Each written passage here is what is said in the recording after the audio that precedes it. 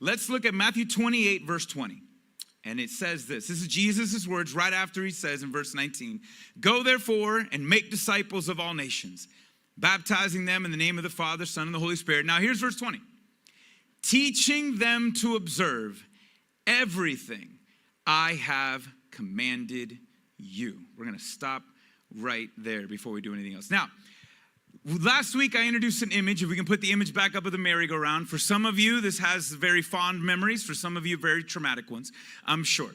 But I want you to imagine that I have challenged you to spin this merry-go-round for the rest of your life. And you have to maintain the spin. And if you do, your children will get to inherit $10 million. All right, imagine that challenge. How aggressive would you be in trying to keep that spinning? If your descendants could inherit $10 million after your passing. But here's the catch. You can't use your arms or your legs. Already there, is that impossible? No, but it would be what? Probably very frustrating, right? It would be very frustrating to do such a simple task in spinning a merry-go-round, but you're not allowed to use your arms and legs, and no other tools, so you'd have to figure that out. Now, as frustrating as that would be, I want you to have that image because that's exactly what some Christians can look like if you are trying to follow Jesus with the wrong perspective or with the wrong tools. Doing something that should be a little easier, and now it's a little bit more difficult. And so we've been talking about the merry-go-round as this thing where depending on how many, it doesn't matter how many people are on it. It's really heavy on the first push.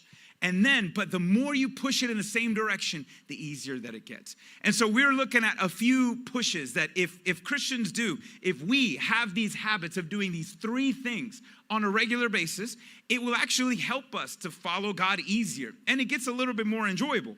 Last week we talked about it being evangelism, just sharing your faith and just sharing what God has done with anyone, not just those who don't know, but especially those who do. I don't know how many of you, all right, pop quiz. All right, here we go. How many of you failed or actually attempted? If you feel guilty, you got another 24 hours. I'll extend it, extra credit. But I had challenged everybody last week to share your faith story with your kids or with your spouse. Say that story one more time. How did you get saved? Make sure your kids or your friends or your spouse knows that. Especially, even if you have adult children.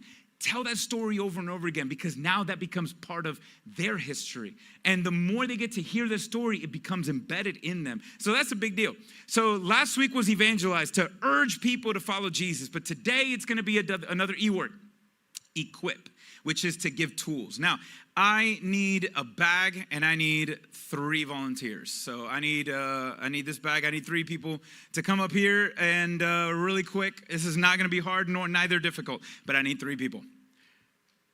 I need 3 people. You look antsy. All right, there's 1, 2. I need 1 more. Come on. I need 1 more. Oh, this is perfect. I'm glad. You'll see why in a minute. Come on, stand over here. All right, let's go. Thank you, Marcus. All right, give it up for Marcus. Give it up for Jimmy. And give it up for Isaac, please. You guys can stand over here. All right, so I'm going to give you something, and I'm going to ask you to complete a simple task with this thing. All right, so Jimmy, I need you. Let me see. Which one am I going to do for you? All right, here we go. All right, you see this paracord? All right, paracord wristband, right? I need you to cut that with tape, all right? While you're figuring that out, I need you to cut the paracord with the tape. I need you to figure that out. All right, so while you're doing that, Marcus, which one am I going to make you do? Marcus, I want you to you can comb your hair with this because you actually have more hair. So there we go. So it was nice with you on that one, Jimmy. So there we go. So that one's for you. So Isaac, comb your hair. You got to comb your hair with that one. And all right, here's a candle. So hold on to that. I need you to light that candle with this thermometer. So go ahead, have at it. All right, so while they're figuring that out. All right. Now, obviously, the obvious thing is what? The obvious thing is what? That's impossible, right? Isaac can kind of do enough. I knew you were going to do something with whatever I gave you. Like, I had a feeling. If you came up, he was going to do something with it. No, scratching your head didn't count, but that's good thinking. Obviously, it would be impossible to do those things, right? Now, if there was money on the line, even though I'm sure you would want to try and do it, but it would still be very frustrating. And correct? Yes or no? Who's glad you didn't come up here? All right, anyways, give it up for these guys. Thank you so much. You can put it back. Thank you. Were you going to try? So, all right. Thanks, babe. All right, give it up for my wife as well. There you go. All right.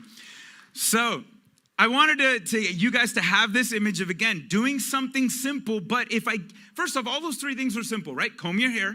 What was the other one I asked you to do? Light a candle. Cut something. Oh, there it was. What was it? So those are not hard with the right tools, right? If you had the right tools, all those things would be easy. But if I give you the wrong tool, it's going to be impossible. And so when you have a new believer who comes to Jesus and says, Lord, all right, I believe now. And then a new believer is going to ask the next question. Now what? Now what do I do? And some of the worst tools that somebody can give them are the following. And by the way, we all can fluctuate into one of these. So be careful and listen closely. One, here's a horrible tool on following Jesus: legalism. Legalism says this. Legalism says, hey, follow all these rules and you'll be okay. Follow all these rules. Make sure you're being obedient in every single category. Do your best at following these rules and you're going to grow and you're going to be great with God. That's legalism. That's exhausting. Then you got liberalism, and not the kind of liberalism that maybe some of you guys are thinking when you hear liberalism, all right? Meaning the opposite. Where here, follow all these rules. Liberalism says there are no rules. That's where we have God forgives us of all of our sins. There's no rules, so just have fun and you'll be okay. Just do your best and things will be all right. All right, another one is intellectualism. Meaning all you need to do is keep learning. Learn as much as you can. Go more, read every book, consume everything. And the more you learn, the more you'll grow. And then this other one, I'm just going to call it emotionalism, in the sense that you just try to love. Like no matter what you do, you're just going to love. And everything is about love and peace and love and all that love. And the reality, guys, is there is a mix of all of those that's important. But it's in hyper-focusing on any one of those that actually can make it very, very difficult. Like what ought to be enjoyable in following Jesus, if you do just one of those only, what should be enjoyable now becomes a burden, or it becomes a letdown. It's like a joke that never got there to the punchline. It's like, really? This is what it's about? And that's not what Jesus offers and desires for us to do. And so the good news, guys, is that we don't have to guess. The good news is we don't have to guess on what those tools are. In fact, we just kind of heard a little bit of it when Jesus says, I want you to teach people to observe everything I have commanded. But for us to do that, we gotta do some definitions. So for some of you, if you don't know me, we like to turn pages here, not just in the scripture, but obviously in definitions. Because you and I can't approach certain words with our understanding of what that word means. And so 3 words we're going to look at today. What does the word teach mean that Jesus said? What does the word observe mean that we just read? And what did he actually command? All right, you would feel we need to know those answers because that's the one job that kind of Jesus told us to do. So let's look at those. Here's going to be the first one. The word teach is a word that you and I might consider very easy, right? But teaching is more than just kind of what I'm doing now.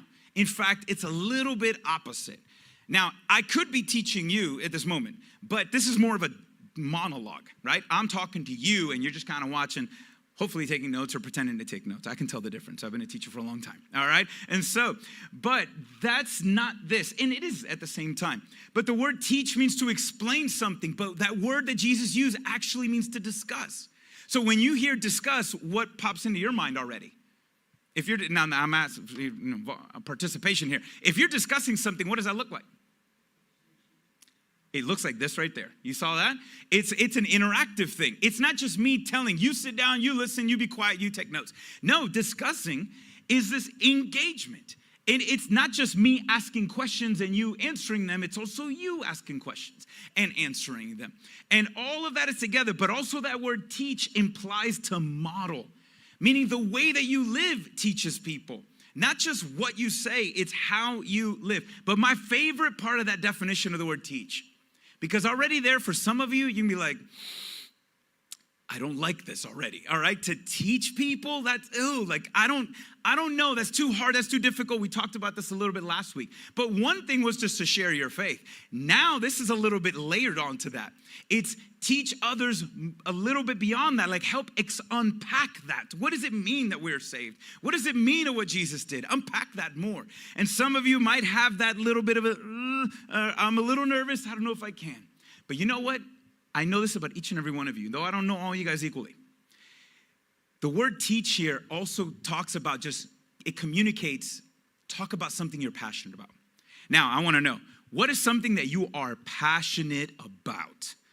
You can shout it out. Online, I want you to text it. What's something you are passionate about that you could talk for hours? Like if I literally said, here's a mic, we're going to have to rip it from your hands. Everybody has something.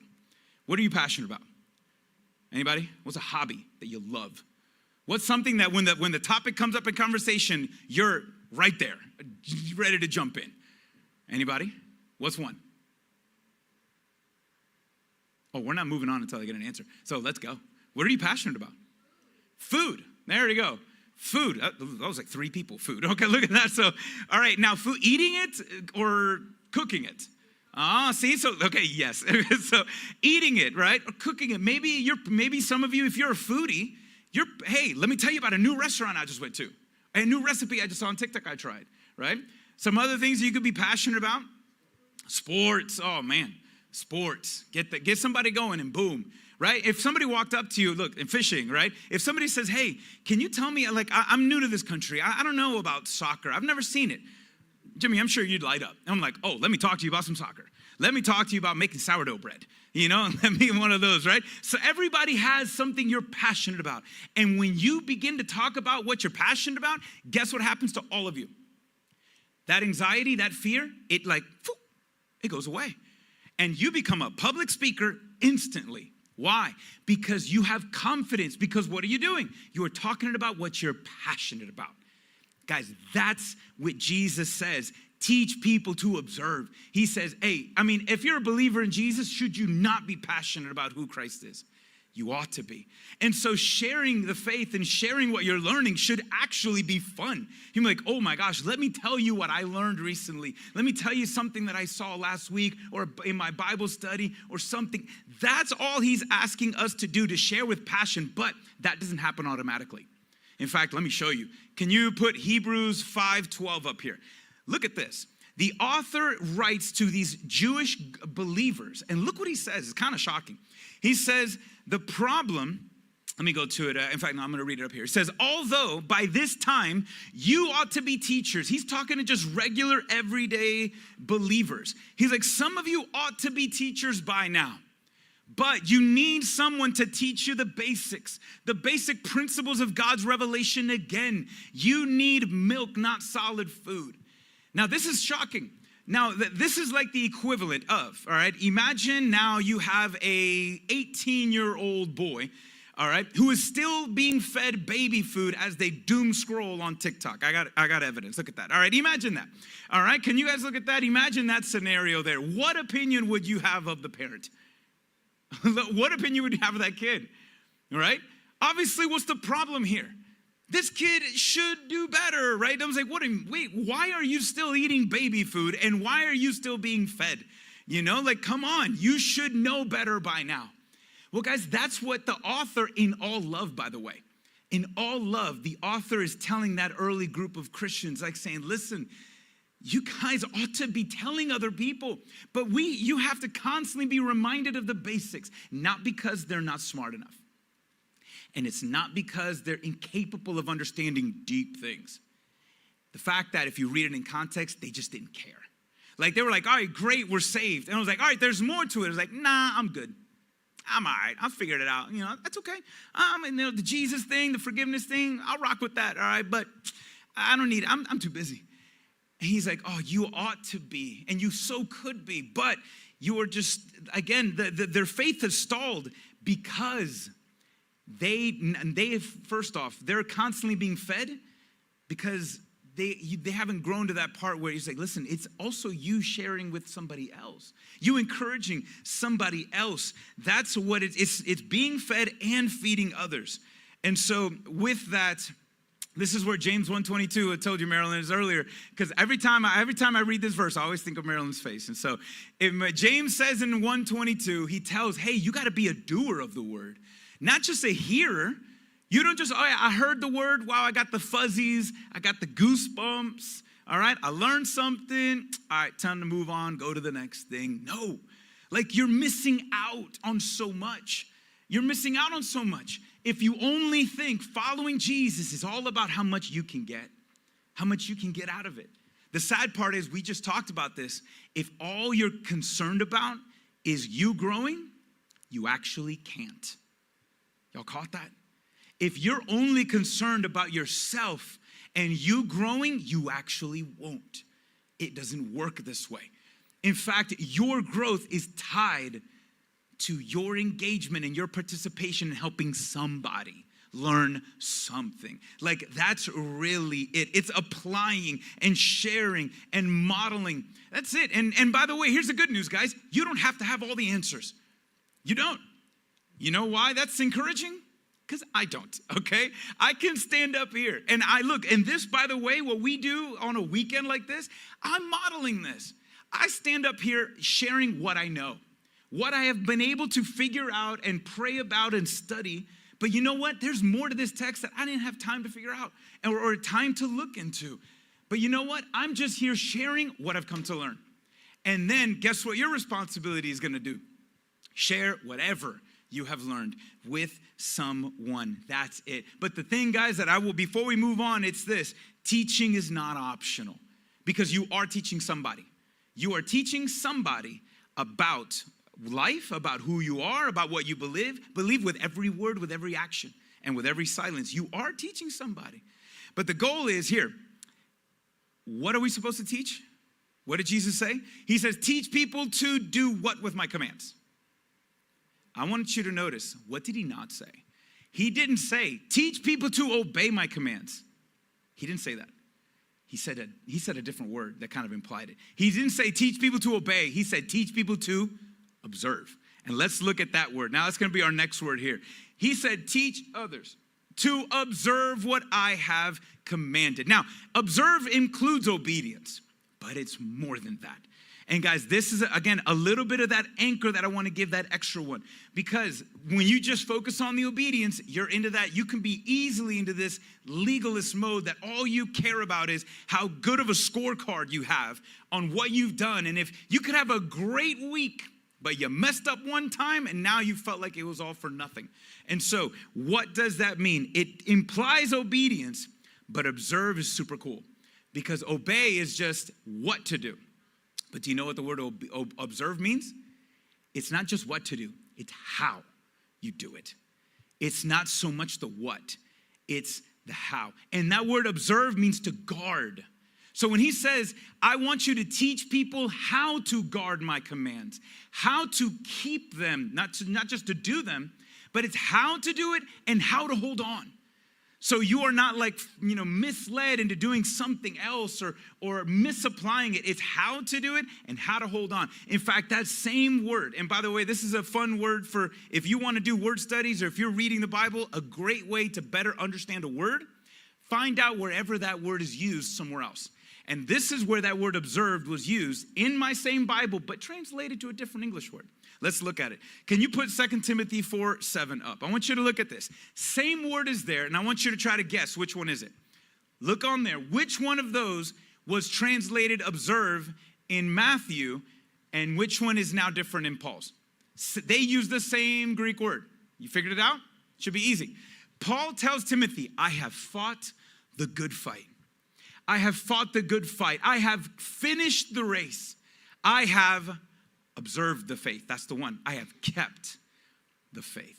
Now, what is Paul talking about? Guys, this is a man, if you don't know who Paul is, he was a great dude back in the day. He lived during the time of Jesus, even after that. And so he, at the end of his life, he did all these missionary journeys for a couple of decades. And after decades of following Jesus and so much hurt, he was literally abused and beaten and lied and imprisoned, so many things. And he kept going. And at the end, he says, he's writing to Timothy. It's like his student. And he says, and this is kind of like his farewell, his last letter, because he's about to be beheaded for the faith. And he says, I am so glad I finished the race. I fought the good fight, and I have kept the faith. That's the same word Jesus says to do, to keep the commands, to observe. Now, Paul is not saying, guys, I am so grateful, bro. I won the race. He's not saying he won it.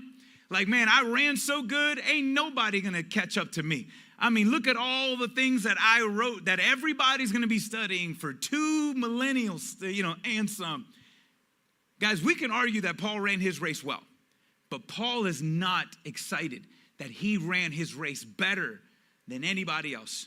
You know how I know that? If you just kept reading a couple more verses. Can we put the next one? Look at what in chapter 4, verse 18 he says. Who does he give the credit to? In verse 18 he says this, the Lord will rescue me from every evil work and will bring me safely into his heavenly kingdom. To him be the glory forever and ever. Amen. See, guys, Paul, when he says, I kept the faith, how did Paul do it? Not in his own strength and not in his wisdom. How did he keep the faith? He put his trust in God, who helped him to reach the finish line. That's why he says, I have fought the good fight, but it's not, I didn't do it. It was Christ in me. How do we observe the commandments? How do we follow Jesus? Not in effort and not in our understanding. In what two beautiful words? By grace, through faith, not in ourselves. In who? In Jesus. That's it. And so imagine if you got an athlete that wins a race, and I don't know when the Olympics are coming up soon or not, every 2 years, right? Imagine we have somebody who wins the gold medal in this epic race, but we find out he was on performance-enhancing drugs. All right, I think I got to, imagine that. What's going to happen? Did they finish the race? Yes, they did, right? Now, what happens if he was on performance-enhancing drugs? What's going to happen? You know what's going to happen. He's going to be disqualified. They're going to take away the medals. Did he finish the race technically? Yes. Did it count? No, not really. And so what Paul is saying is, I ran clean. I didn't do any performance-enhancing anything to my faith. I didn't put my trust in myself or in this or that. I ran clean. I put my trust in him. And it's not, again, about it's not so much about where you place in this race. It's the fact it's finishing. And not just finishing, but finishing well. Trusting in God. That is what he did. And what I love, guys, is what Paul is doing with Timothy is what Jesus says we're supposed to do with one another. What is Paul doing? In 2 letters he writes to Timothy. In the first letter he says, Timothy, fight the good fight. And in the second letter he says, listen, I have gone through it. Timothy, what I have gone through, what has happened to me. But you know what? I praise God. I have fought the good fight because I trusted in him. So Timothy, do the same. He echoes the same thing. Paul is helping and showing Timothy not only what to do, which is what? Run your race, but he is telling him how to run. Trust in Jesus, not in yourself, not in anything else. Trust in him. That is what matters. The what matters, guys, but it's how. I think we all know, have we all not gotten into some trouble with a romantic relationship? Is it always not so much, there's an issue here for some of you youngins, please take notes, all right? And so how many conversations or better arguments have you found yourself in? Because it's not so much what you said, but how you said it. Did you hear the mm-hms? I was like, fellas, we all heard the mm-hms, all right? It's not so much what you said, but what? It's just how you said it, okay? See, the how matters. The what is important, but so is the how. So is the how. The how is super important. And this is what Jesus says we're supposed to do. We're supposed to check in on one another, but here we go. We got to check one another too. As we check in on one another, we check one another. When we see, hey, yo, you being out of bounds, or hey, how are you doing? Hey, come on now. When somebody says this and, whatever, we're supposed to check in love. We check one another as we check in. That's what it is. We're supposed to teach to observe the commands. But now we kind of got the 2 here. We've got to teach each other how to run the race, how to obey the commands. But my question to you is, what did Jesus command? He said you have to observe everything I've commanded. So, you think that list matters? That list matters very much. But is there some list somewhere that we got like 20, 30 of these we got to find out and write down? There's actually one. There's one command that actually can show up in so many different things. For some of you foodies, cheese. Name some different cheeses. Parmesan, provolone, here Gouda, a couple there. Swiss, pepper jack. There you go, that's my boy. I was like, all right, name some bread. Give me some different breads. Rye bread, sourdough, focaccia bread. There you go. All right, now all that, it's all different breads, all different cheeses. Is it all bread? Is it all cheese? It's all the same. And so there is one command that actually can have different expressions to it, but it's still the same. And we got to know what it is, because Jesus said, I want you to teach everything that I've commanded, embedded in. And so what is that one thing? Where are we going to look? Well, guys, here's a good thing. Jesus kind of made it easy for us. We don't got to go hunting far. Look at John 15. I'm going to put it on the screen so you don't have to hop unless you want to. Can we put it on the screen? Look at John 15, verse 12. This is my command. Can we all read that together? Love one another as I have loved you. Come on, say it out loud one more time. Online, I want you to type it. Say it out. Love one another as I have loved you. This is Jesus' command. And then he continues on. Let's go. He says, no one has greater love than this, to lay down his life for his friend. The next verse 14, he says, you are my friends if you do what I command. Stop. Don't go anywhere. That sounds a little manipulative, because you probably heard somebody say, if you'd love me, you tell me that. You know, if you'd love me, you take out the trash. If you'd love me, you would. All right, anybody? They flexed you on that one? Anybody? You heard that one before? If you loved me, you would say this. If you loved me, you would whatever. That's not Jesus being manipulative. He's kind of leaning into a little bit of what I'm going to say. Is like, listen, if there was love, I wouldn't have to force you to do it. You would just want to. Right? If we were friends, if we were close, if there was true love, it would come naturally. That's all he's saying. He's not being manipulative. Anyways, keep going. Verse 15. Now I do not call you servants anymore, because a servant doesn't know what his master is doing, and I have called you friends, because I have made known to you everything I have heard from my Father. There's this close relationship there. In verse 16, you did not choose me, but I chose you. I have appointed you to go out and produce fruit, key word there, and that fruit should remain and continue, so that whatever you ask and whatever you do in the Father's name, he will give you. And then verse 17, he doubles back. This is what I command. Everyone say those three words together. Love one another. And so he goes back, and that is the command that he says. What are we to teach others how to observe? Teach others how to observe the way they love one another. But what is the other side of the coin? As I love you.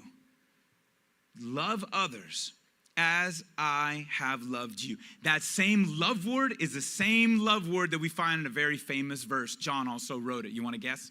John 3:16. For God so loved the world. God so loved the world. Same word. God did what? Say it. God did what? He gave. For God so loved the world, he gave his only son, that anyone who would believe would receive eternal life. So notice the tie-in that love is not in a feeling, it's not a vibe, it's not emotions, it's an action. So that's the love there. It's not, have this internal love, what's the famous hashtag, thoughts and prayers, like one of those that you just kind of generically send if you mean it good. But this is not just something you feel. It's something you do. And in that context, when he says in chapter 15, love one another as I love you, he gives that image of a plant. He says, listen, I'm the tree trunk, you're the branches. And so you get that image. Can a branch produce fruit if it's cracked off the trunk? Of course not. And so he says, so stay connected. He literally says, stay connected to me. Well, how do we stay connected to you? Stay connected to my love. It's like, okay, I get that, but how do I know about your love? Stay connected to my word, what we're doing right here. Jesus literally answers all those objections. If you are in my word, which explains my love to you, that is how you remain in me. And again, look at what Jesus says. Love others as I love you. As you understand and grow to know how I love you, your love for others will be natural. It will overflow. And so Jesus had that famous sentence, right? He said the what? No greater love has this than he who lays down his life for his friends. But you know what I love about this command? When Jesus says, love others as I have loved you. For some of you, if I was going to ask you right now, what is the best display of Jesus' love for us? What is it? The cross. It is. But the cross hadn't happened yet. When Jesus said this word, love others as I have loved you, as I love you, the cross hasn't happened yet. But something else did. Something that shook the apostles so much, they didn't know what to do. You know what it was? I have a semi-picture. It was when Jesus washed their feet. That is in the context when Jesus says, love one another. When he washed their feet. In fact, when you fast forward, look at, can you put John 13? Now, all of what is in John 13 through 17 is in one event. It's the Last Supper. You guys ever seen the pictures of the Last Supper? Usually Leonardo da Vinci. I heard somebody said that, someone described the picture of the Last Supper as Jesus took everybody out to dinner and everybody's arguing about how they're gonna split the bill. And now you can't unsee that image ever again. And so they're all arguing about how they're gonna split the bill. Go look it up and you'll see what I mean. You'll never unsee it now. And so, you're welcome, Emily. And so anyways, what happens in that context? And first off, there was an argument. There was an argument.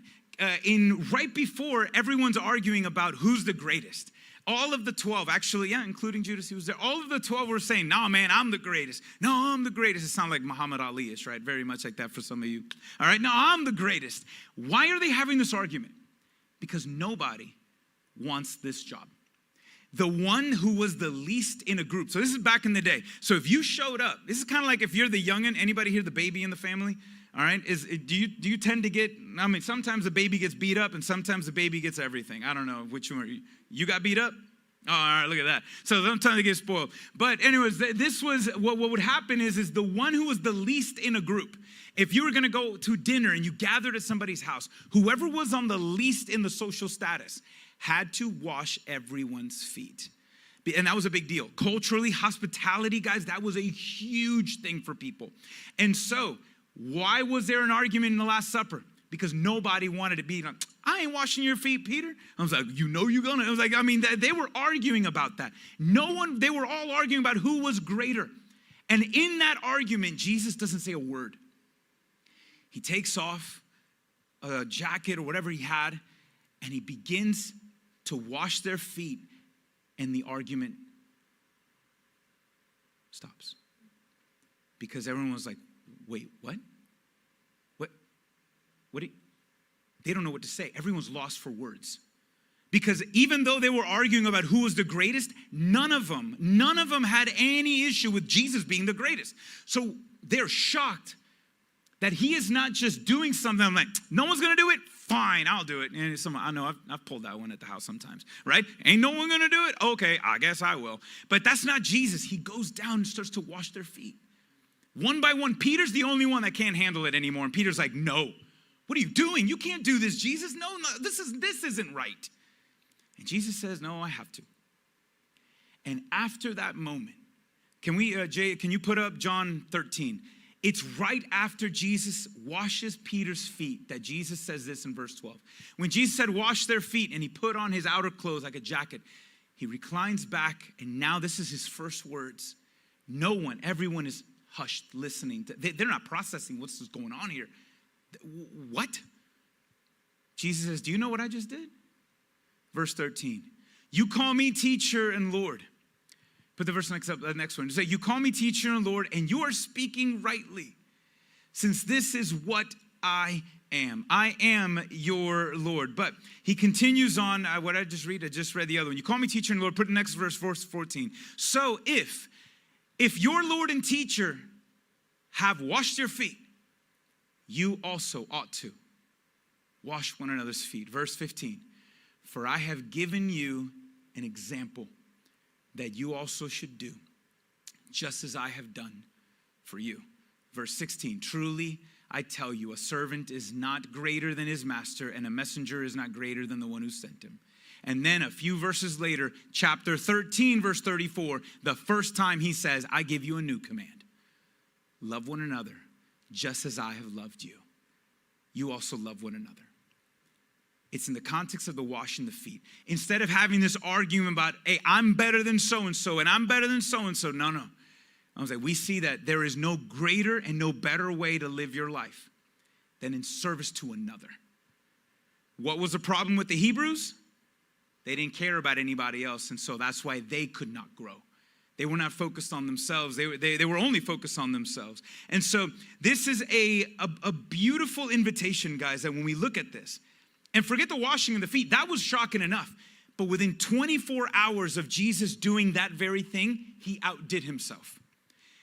That night, he took on the posture of a servant and washed his disciples' feet. Less than 24 hours later, he takes the posture of our substitute and is hung on a cross so that the stink and stain of our souls can be washed away. That is our King. That is our God. That is what he did. And you and I, he doesn't ask us, all right, now do better. No, he just says, now react and live based off of what I have done for you now. That is what he's called us to do. And that is that same invitation for us, guys. He has that same encouragement, which is why Paul, it's not just the what to do, but how to do it. And Paul later writes in 1 Corinthians 10:31, he says, whatever you do, do it how? For the glory of God. So notice it's the what matters, but whatever it looks like, do it for the glory of God. And how do you do it for the glory of God? When you do it for the betterment of another. Because you care about, and that's what love is. It's not, you don't do it because you feel like it. You do it because it's right. You do it because you can love somebody that when it's hard, because Jesus did what was impossible. He loved us anyways and made it possible for us to be forgiven. That is our response. And so the good news is when we look at all of this and what's our takeaway, when Jesus says, teach others to observe everything I have commanded. And what did he command us to do? Love others as I love you. And I love that one. I like and don't like that it was in the past tense when we read it. Love others as I have loved you in the past, because it's the same word. Love others as I love. And he's the same word, guys, because Jesus, even though he wrote that and said that 2,000 years ago, he still loves us because he still lives. He loves because he lives.